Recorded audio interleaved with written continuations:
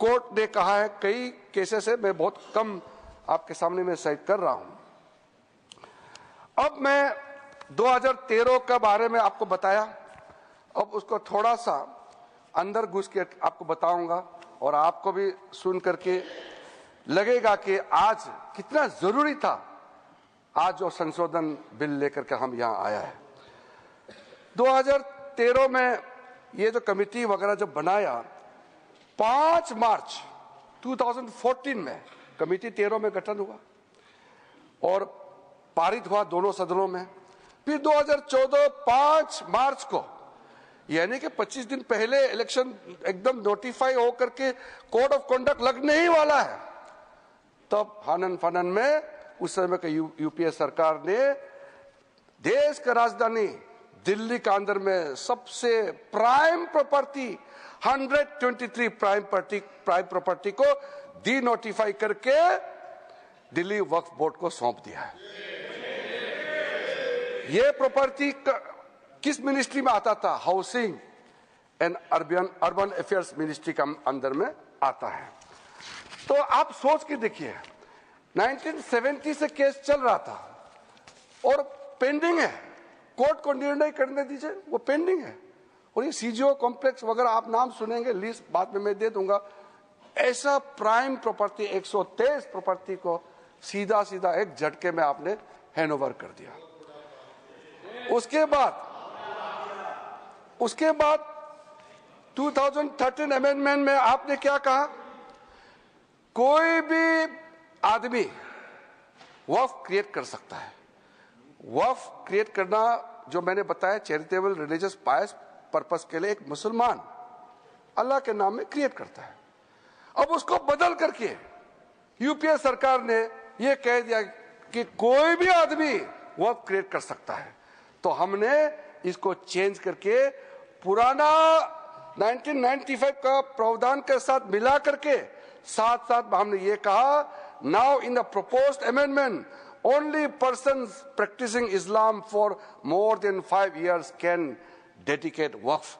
ये हमने क्लियर कर दिया है ताकि इसमें कोई डाउट का कोई गुंजाइश ना हो कि वक्फ क्रिएट कौन कर सकता है।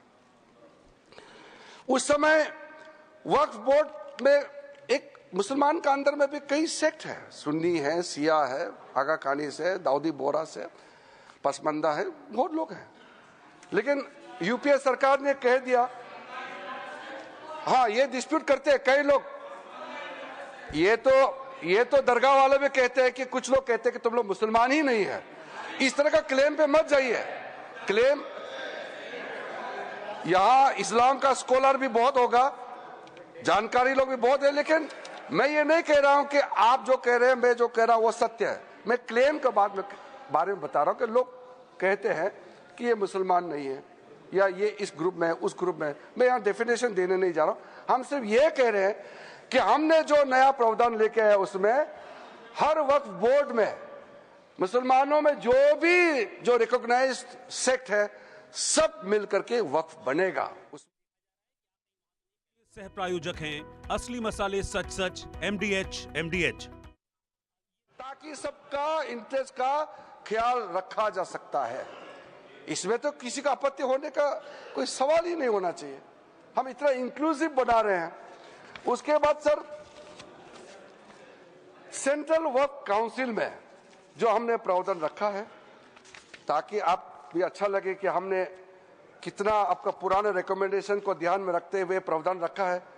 Out of 22 members in the central Waqf council, not more than 4 will be non-Muslims, including ex-officio members. In that case, the Minister of Minority Affairs.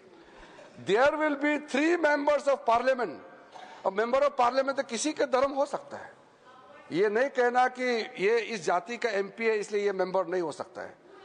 3 members of Parliament, 10 members from Muslim community, 2 former judges from the Supreme Court or High Court, 1 advocate of national eminence, 4 persons of national eminence from various fields, an additional secretary or joint secretary to the government of India dealing with Waqf matter. जो ministry में concern officer है वही हो सकता है। or out of 10 Muslims, 2 members minimum shall be women. 2 महिला सदस्य होना अनिवार्य है। स्टेट वर्क बोर्ड्स में out of 11 members, not more than 3 will be non-Muslims. कल किसी ने कहा कि non-Muslim majority हो जाएगा, सवाल ही पैदा नहीं होता है। Not more than 3 will be non-Muslims, including sir, ये अतिरिक्त नहीं है, including ex-officio members, 1 chairperson, 1 member of parliament, 1 MLA, 4 members from Muslim community, 2 members with professional experience, 1 member from Bar Council, the joint secretary to the state government dealing with the Waqf matter जो संबंधित संयुक्त सचिव है। Out of 4 Muslim members 2 shall be women, ये हमने सुनिश्चित किया है। और दूसरा चेंज किया है, कितना जरूरी था। सेक्शन 108A में क्या आपने प्रावधान किया था? ये लिखा गया कि वक्फ का जो प्रावधान है, वक्फ एक्ट का जो प्रावधान है, बाकी देश में जितना कानून बनाया है उसको ऊपर में ये ओवरराइडिंग इफेक्ट होगा, ऐसा प्रावधान रखा। हमने इसको रेशनलाइज किया है। Now in the proposed amendment this provision is been omitted. This facilitates the legal harmony